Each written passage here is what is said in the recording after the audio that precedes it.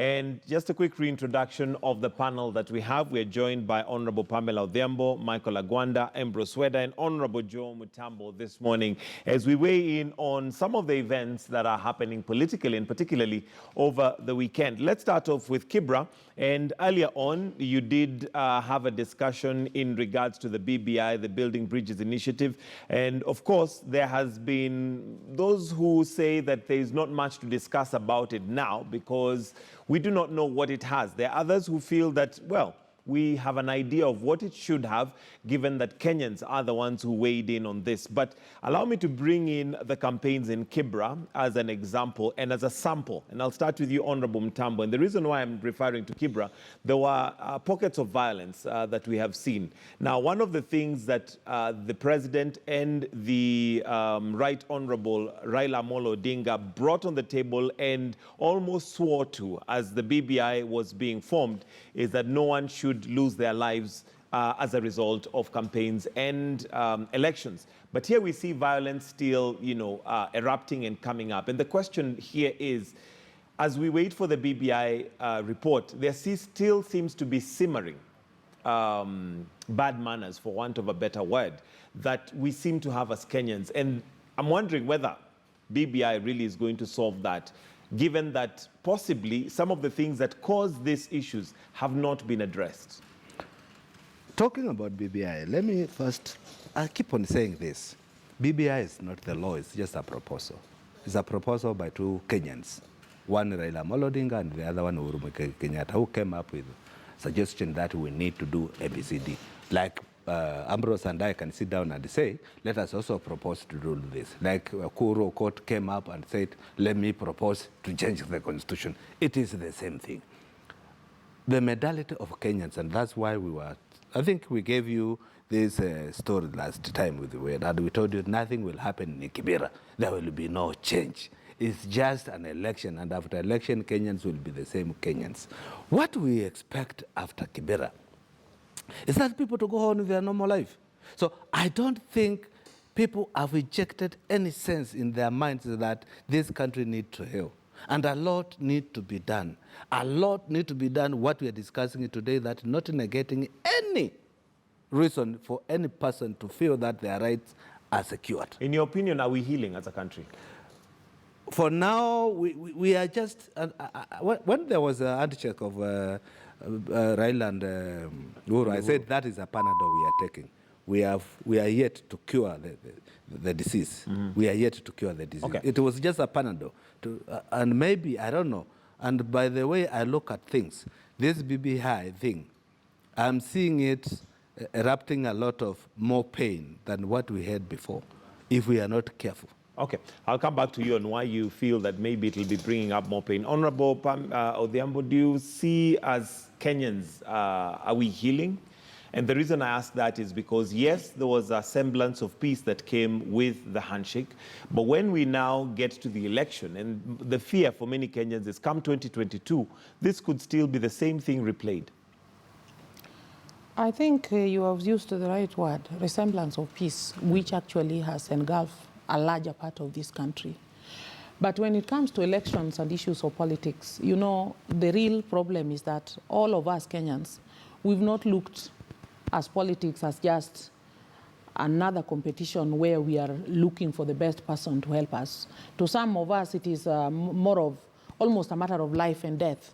And so sometimes you may not even blame the leaders. I've witnessed cases where young people have sat in a kiosk and they started talking well, but because one of them is supporting my brother here and the other one is supporting Pamela, they start fighting and arguing until they end up fighting.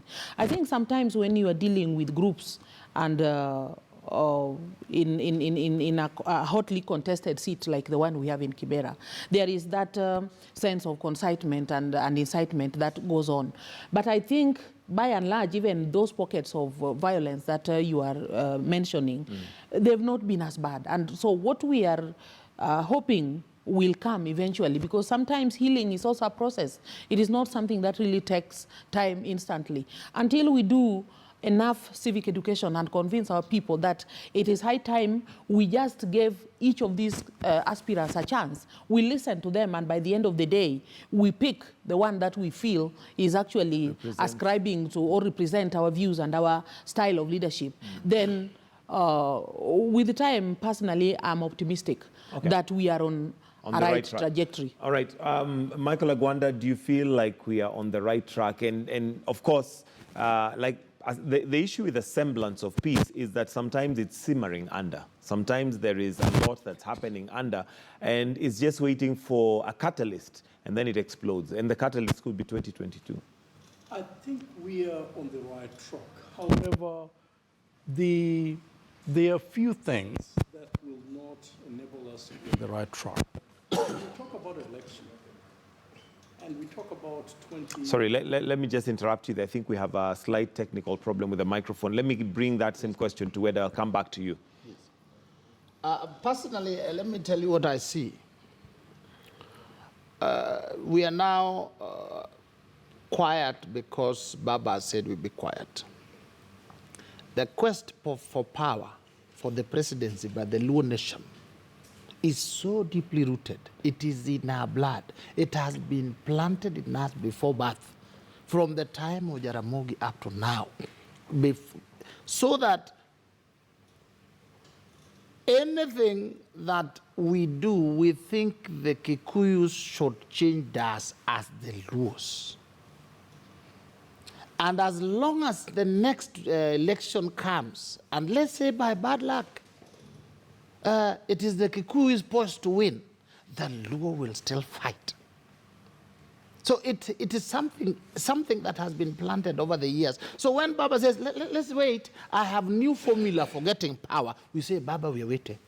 We are seeing. And when Uhuru says, I'm likely to give Baba, we say, yeah. If Uhuru was today to stand up and say, no, everybody for himself, you will see us back on the street.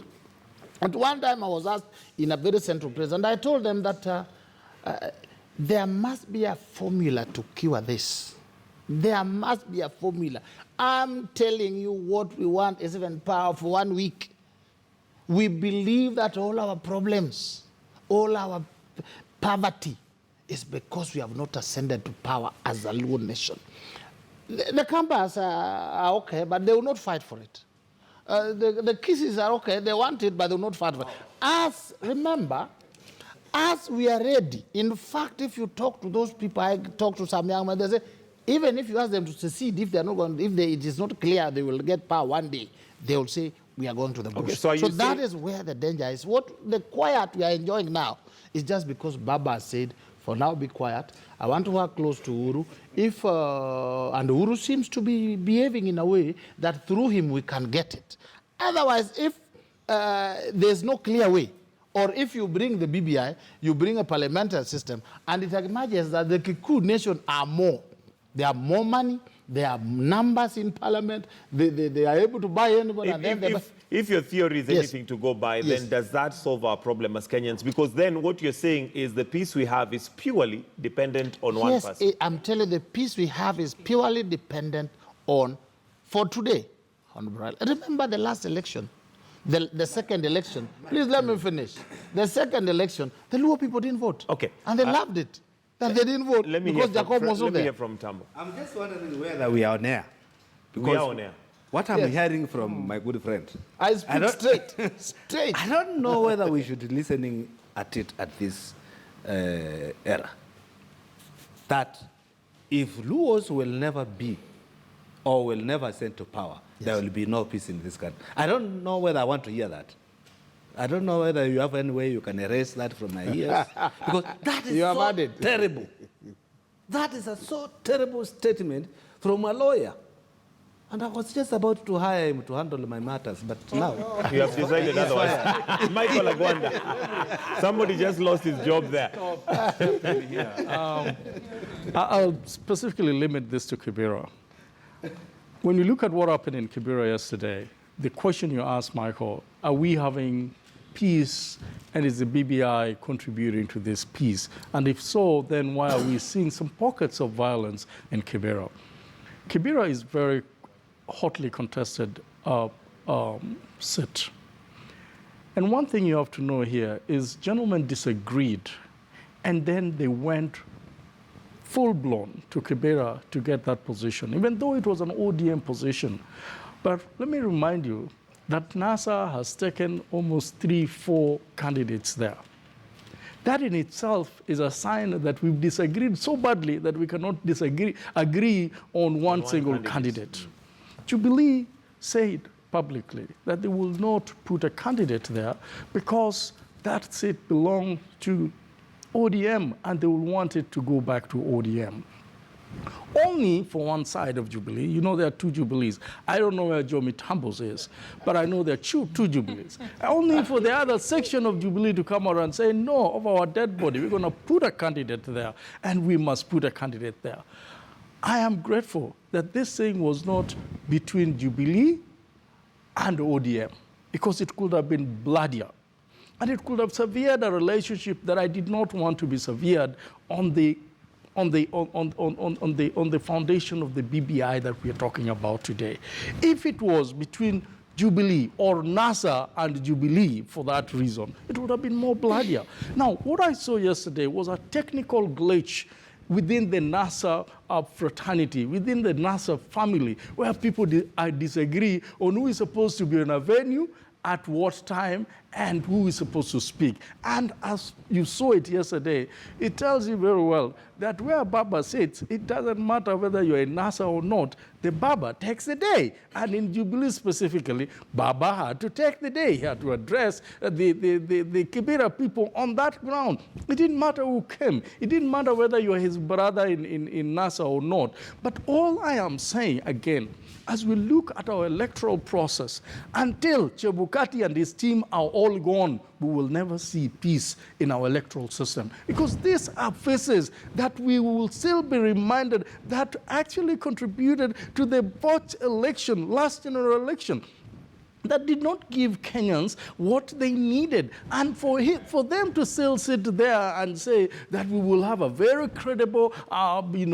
by-election in Kibra, no, everybody is wondering, are these the same guys, or they're just people that have now monkeys, the same monkeys, but they've just changed the trees and now they say they're clean monkeys? No. We need to have a total overhaul of our electoral system in this country. And those fellas that are there are sitting there and saying, oh, we'll have this by-election done well. We will never trust them until they're out of the office and a constitutional change, even if it's not a constitutional change, but individual change completely in that office so that we can have credible and trusted individual that can hold elections. The elections. All right, let me come to you, Honorable Pamela. Are you, as a legislator, waiting for the report that is hopefully going to be tabled this week for us to have some confidence that as a country we're at a good place? Are you waiting for the BBI report? I think I'm patiently waiting for it because, to be honest, since we submitted what we thought, especially on behalf of the women of this country, I have not read the rest of the report and what it contains. Okay. So I'm waiting for it, and I think what my colleague is saying here is something that needs to be looked at in terms of Kibra. Because the only reminder I would like to bring in is that even as we were going for election at 2017, I think the NASA team still fielded candidates almost in all the constituencies. And I thought in our own analysis and even that of others, that created the greatest weakness line for the NASA team, which we have again seen in Kibera and even in Embakasi the other day. Now, as for the IBC, the question of allocating this same, because they are entrusted with the power to timetable every other candidate, when are they using which location? I think that is again a failure on them. And that's why I'm saying sometimes things happen under the carpet and then the population out there feel like they are being pushed to run into conflict with one another. And I think as the BBI report is coming to be discussed, my position is I am still feeling Kenya is at a better position than we were before. after election, and we need to discuss these things openly and candidly, and anything that we think is there that is going to cause any havoc anywhere, we still need to address it. Okay. And by the end of the day, when we take this report to guide us, then we should have had a larger agreement from and the reason rest why of I ask Kenyans. whether you're waiting for the BBI Yes. report is because what new thing is the BBI report going to bring that the Dungu report does not have, that the Waki report does not have, Kriegler report? When we look at our electoral system, there doesn't seem to be much change, apart from the fact that Raila and Uhuru have told us, you wait, we have something new that's coming. I think the new thing that has come, according to me, in all these reports, we have had in the past governments or heads of governments who deny whatever is in those reports. But from the beginning, what brought this handshake and the so-called 9 points and whatever Uhuru and Raila agreed on, they tell us they agreed. They reached a point where they said, surely there are issues that we have messed our country and we need to address them. And I think that is what's new. When we are talking about the Kriegler reports, we saw a government who was denying that there were, all those other reports, Ndungu, and people are killed in Rift Valley, and we are told there's nobody who died, there's nobody who killed them, and they're dead, they're buried. But when we have these two conflict causes, and those most of the head of the state accepting that surely I've looked through this thing, and I think this area and this area and this area, we are owning up. That owning up to me is something that progress. we can build on. Yes, and sir. we encourage all the other Kenyans to own up in the same measure, and we come to a table and resolve our issues. Okay, Honorable Mutambo. I hate living in denial. When we say we are better, our problem comes during election. And I want you to take a case scenario of the 2 by-elections we have had. One actually is ongoing, Kibra. There's violence. The other one was in Malindi. There was even death. So how better are we? Those problems, we are still facing them. We are not better. What has happened is that somebody or some people said, let us not fight over the big seat. But I can tell you, people are still fighting over these other small seats. Put them together and you will see the same problem because it has not been addressed. And until we address, what has been addressed is the top seat. And that is where the ceasefire is. There is no ceasefire in Kibra. Mariga was stoned. You cannot say that was not violence. Mudavadi was stoned. You cannot say hiyo ni kidogo. There is no small sin and big sin. You cannot say somebody never died in Kilifi. So the problems are still there. Call another by-election somewhere. Tell Mheshimiwa tomorrow she's not the women rep. And they are going back to parliament. She's seated here and she's saying, or somebody is seated here, I think it is him who said, Shebukati must go. We were treated in the same narrative that Hassan must go.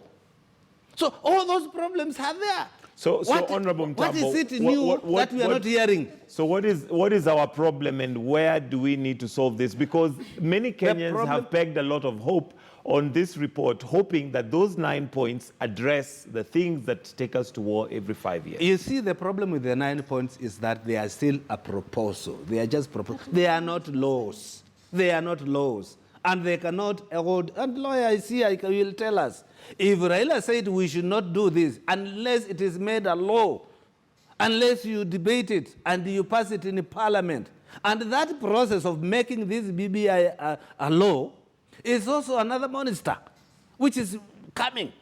We need to understand this. Even if that report comes out tomorrow, it will not be implemented by who? Because it is not a law. It has no legal structure. It has got no legal structure. It has to go back to parliament. It will be just the proposals like what we are proposing here. Yeah. These laws we are talking about, how did they all start? They are all proposals. We Then listen they to are them, enacted into law. we accept them, and then we put them into law. So I see no problem with this proposal, which we can then adopt and make law. Because we don't say, we are not short of laws in Kenya. But you see, when we run away from the responsibility, like he's telling us, we woke up and found a big tree behind the house, even if it is now, going to uproot the house, we can't do anything about it because somebody planted it and watered it and made it grow. As the owner of the house now, we can cut this tree and we can uproot it and make our house stand. Right. And this is what I think the BBI process will lead us to. Okay, Honorable Weda, Yes. maybe as prophecy. Amen. I own it. You own it, yeah. Yes. Tell us. You see this guys? Yes. It is at a proposal form, and Honorable Pamela makes a valid point in that even the laws we have now started off somewhere, and this could be a beginning point for us to change this country. When Mheshimiwa comes and now they are dancing over BBI, they are dancing over BBI, over the constitution we have. When that constitution came out, Baba himself said, I've read it. It's very good. Don't worry. And they were celebrating. Baba has read it. Now Baba himself has come up with some bull stories. I have some 9 points here. And they already say, Baba has read it. We will pass it. Our problem is not the Constitution. The Constitution does not steal money. The Constitution does not beat people in Kibra. They didn't stone Mudavadi. They didn't kill people where? Our problem is, you see those youths who are throwing stones? Mheshimiwa didn't throw stones because he has a lot of money, he has big salary. We are talking about mulo, income. What we want, what President Uhuru promised us, what we came out violently to vote was he will create jobs for all of us, so that there are no youths running around cars and cheering BBI and BBC jobs. Then at that, food security. What was promised? There was no constitutional amendment. This thing came up when the president and Honorable Raila ate cake in Mombasa. Then they said, now, because we are not bringing the real things, let's bring in a red herring to cheat Kenyans that this is where our problem lies. Constitution that we have now, if it is almost a replica of what we have in South Africa. That's why it was copied kidogo with a few amendments. South Africa is politically stable, but they are fighting. Why are they fighting? Because some people are hungry. There are no jobs. There's no food. They are still fighting. So even as if you do BBI ×2 and implement, as long as 5 million Kenyans, young, vibrant, do not have jobs, as long as ugali eaters like Weda are going hungry, we will still fight. Then somebody will tell us, where I come from, that you would have been well fed, save that the Kikuyus took what was yours, because that was a lie which was told to us. So the president should look at the economy, the 4 agenda items, the 3. The 3 was the other one of building housing. That can come later, after we are fine. Looks at creating jobs, affordable quality health care, and food security. Okay. Then now we can do any BBI. We have no problem. Let me bring in Michael Agwanda. And one of the statements that was made in Kibra yesterday was, if you cannot vote for Imran, vote for me. And that's according to Raila. And the reason why one might fault that and find a problem with that is because we go back to where we were. It is no longer about ideas. It's no longer about ideologies. It's no longer about what Imran can deliver for the people of Kibra. It's individuals.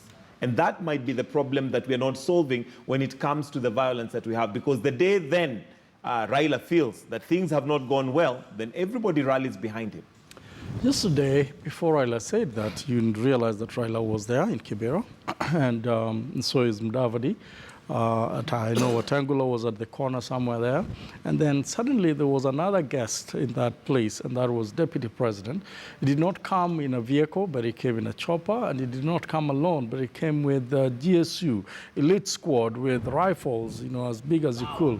You could actually think that Kibera was Al-Shabaab, somewhere, fighting in Somalia somewhere. Yeah, because, the people I saw there are the only people I saw in Westgate, and I saw them in Dusit too. Those are the people where you see those guys, where death has occurred. And the deputy president was there. I don't know who died there, or who was supposed to die there. But if that is how you want to campaign in this country, then we are very far away. I would agree with John Tambo that perhaps we're very far away, where the deputy president goes in this kind of, Rambo style. I'm here, but if you joke around, you're dead. Yet I'm looking for your votes. I don't know whether that adds the votes or takes away away the votes for Jubilee. And so sometimes we could do things thinking we are in power, but we could be shooting ourselves in the foot. And I think I need them to listen to this. But going back to what you had asked me in terms about Baba saying, if you can't vote for him, huyu kijana mdogo, then vote for me. I have no problem with that, because that is how Raila Amolo Odinga has justified his political career. It is all centered around him, and that is what he has made himself to be. Without him, it is practically impossible for many, many parliamentarians that we have today in many parts of this country, whether Western Nyanza, to have acceded to those positions. Not that they won, it's that they followed and they talked about it. Now he's saying not really, she's saying not really, but I want her to go on air and say, yes, it's not by Baba that I came here. It would be a bunch of lies. But let me continue. Let me continue, because I know what I'm talking about, but let me tell you, I really think that is what is killing our democracy in this country.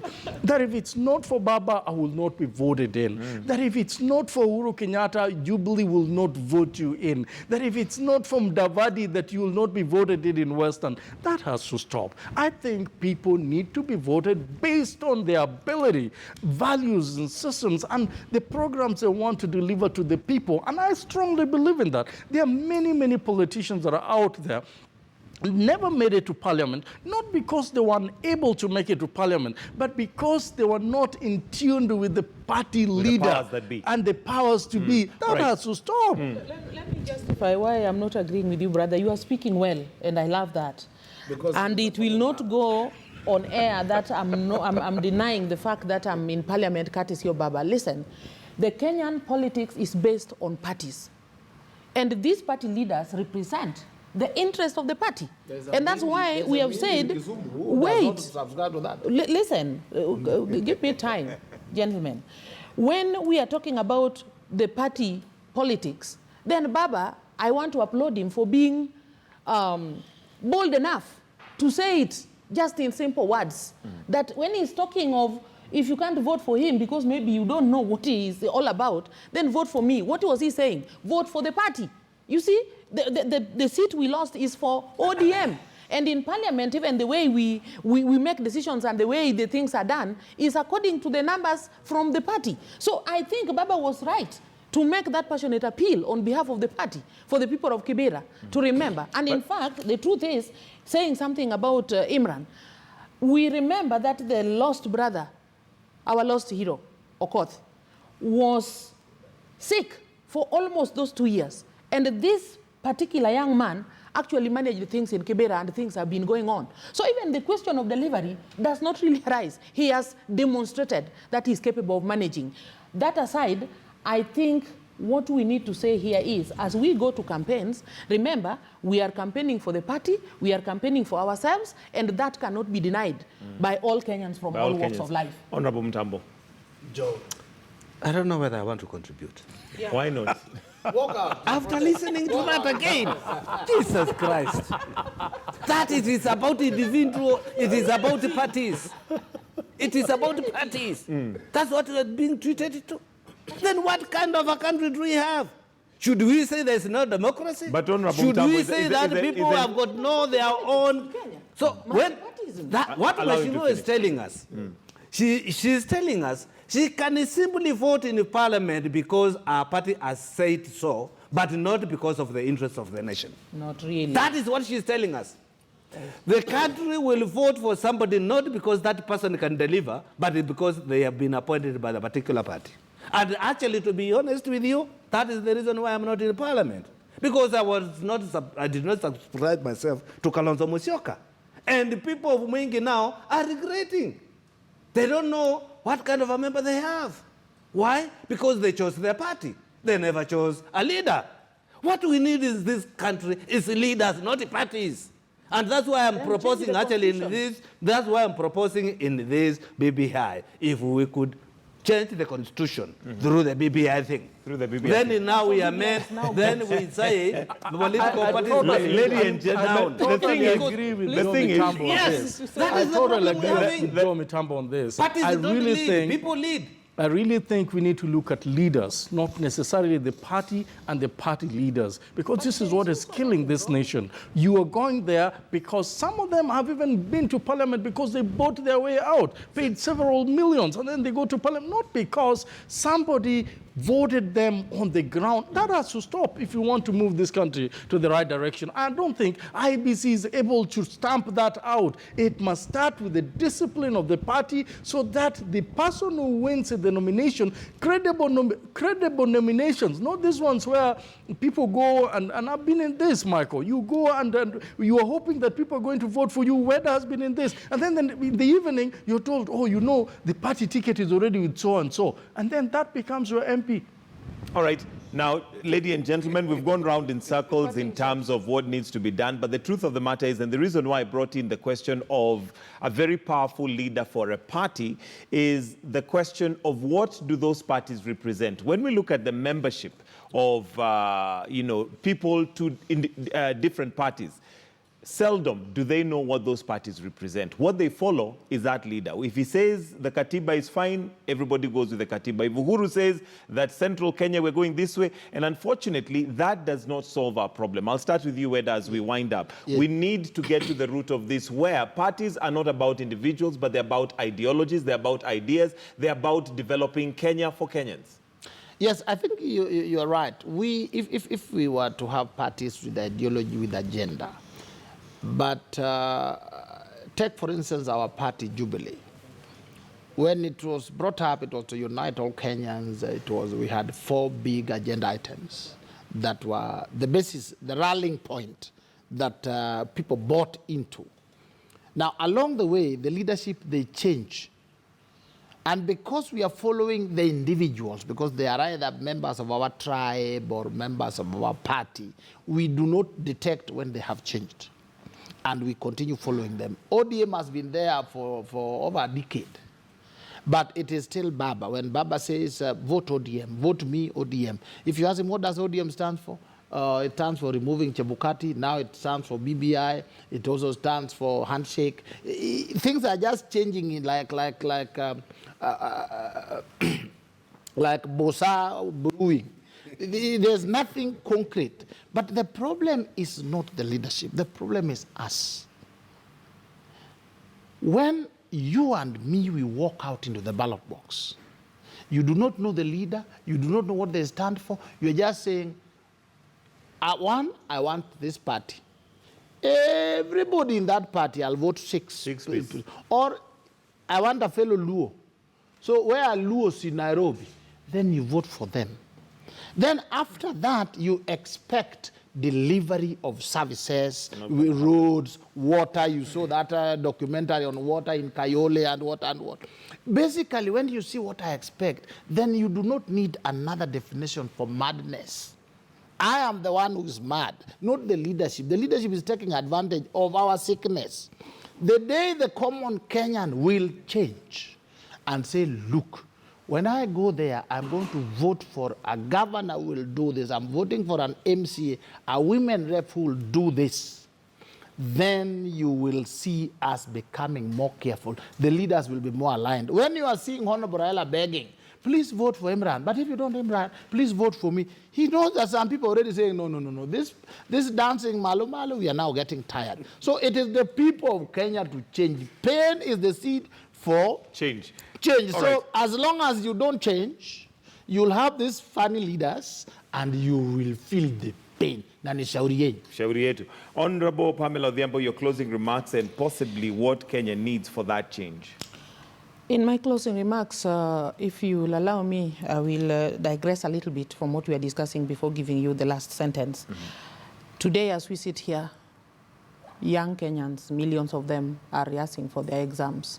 And I really wanted to wish them a success. And this success, they are rehearsing today the primary school and the secondary school in the course of the week. The practicals have been going on. I have a word for them because exams in Kenya make children so anxious, parents so anxious, and everybody else. But my good book, Exodus 31 and verse 3, says that God filled some gentlemen whose names are Bezalel and Holiab, with God's spirit of wisdom, knowledge, skill, and ability. And so it is this prayer I'm making for these all candidates today, that they should go into those rooms with a lot of confidence, knowing that the Spirit of God is with them. Having said that, allow me also today to remember that if you were to look at your obituary papers today, if it were not for God, I think I would be among the people who are being remembered for a first anniversary in the grave. But I'm here to thank God that he rescued me and I'm whole again. I really want to thank God for that, as I also mourn with my friend, Mrs. Florence Oile, who lost her husband yesterday on a road accident. Having said that, thank you very much for giving me that chance. I think what we need is a combination of all these things we are saying. To me, we have highlighted very many key issues. As we sit here today, we know that our parliament operates on a party system. And therefore, as we campaign for the individual, it is also good that we know these individuals also belong to the party. But I think we must also remember that what my friend is crying here, Kenyans have proven we have independent candidates in that parliament. And therefore, sometimes we don't just come here and rubbish the thoughts of Kenyans. I said, I like Baba because he was bold enough to passionately appeal to his people. And when we go begging for votes, we actually appeal, we plead with them. We don't come the military style like what Wedaya was wondering about. And therefore, I think all Kenyans need to do is to pull all bits together and come up with an all-inclusive solution that takes consideration of the good leadership that we want to have. The people themselves, as Weda says, many a times are, we have found a scenario where the same people push leaders into doing things that a leader would actually have not done. So we need a balanced environment where we can put all these bits together from all corners and come up with the change that we all want. Okay. But when we still project issues of greed, like now we are talking about the BBI, before it is put out, everybody is already pointing at how disadvantageous it is to Mount Kenya. Now, what are we saying about Garissa? What are we saying about the South and the Maasai? You know, these are insensitive thinking that I think we need to be a little more objective when we come to the change that we need. We're really running out of time. Michael Agwanda, your closing remarks, very briefly, please. Let me also take an opportunity to wish all the candidates in this country, the Class 8, a success in their exams. More specifically, is a school that I'm close to, and that is St. Anthony Wachara Christian Academy. I just want to wish everyone who is sitting for this exam a wonderful time. Coming back to where we are as a country, IBC has rules and regulations as to the candidates of any position in this country. You should not bribe, you should not cause violence, and many other rules that are there. And some of these rules are actually so entrenched in their governance to a point where they could call you and even reprimand you to a point where you will be withdrawn from running for a position. I don't think that is happening in this country. I think what is continuously perpetuating the violence and bribery in our electoral processes is we have an IBC that really do not think beyond how they can steal votes on behalf of somebody else, vis-a-vis how they can prepare just to a make very it brief, wonderful... Are you saying what we need to do is sort out IEBC? That's what we need to do. But most important, not just sorting out IBC, ensuring that the rules that governs the electoral system are observed so that they're not just on paper. But on last but not least, on the idea of who do we vote? Do we vote an individual or do we vote a party? Or I agree with Weda today that actually, as Kenyans, we need to look inwardly and say, if a party leader is bringing to us somebody that we know is not able to deliver the aspirations of that constituency, do we have a right to do it otherwise? That happened in Ugenya constituency, a Lego constituency in the last parliament. That has happened in Kisumu, East constituency, where Shabisa Kil is the member of parliament, and many other places in this country. Sir. Let's look at people that will be able to be our leaders. Honorable Mtambo, your closing remarks, please. I totally agree with my friend that people should look at that direction. But on another and is that if we want to change as a country, let the top leadership, let me call it top leadership, not political leaders, top leadership, understand this, that the moment you go out there and you take a position or you take a stand, you have divided the country. And I will start with my own good friend from my village called Kalonzo Musyoka. The moment you go down to campaign for an MCA, and all those people, whether they are in FORD-K or they are in Wiper, they are perceived to be your people, then you lose it there. The moment Raila goes to Kibra, and he is now talking about building bridges and bringing the country together, and he goes to campaign for a particular person, you need to understand whether this person is with Mudavadi or with the other, that person belongs to them. That is their people. They are above that.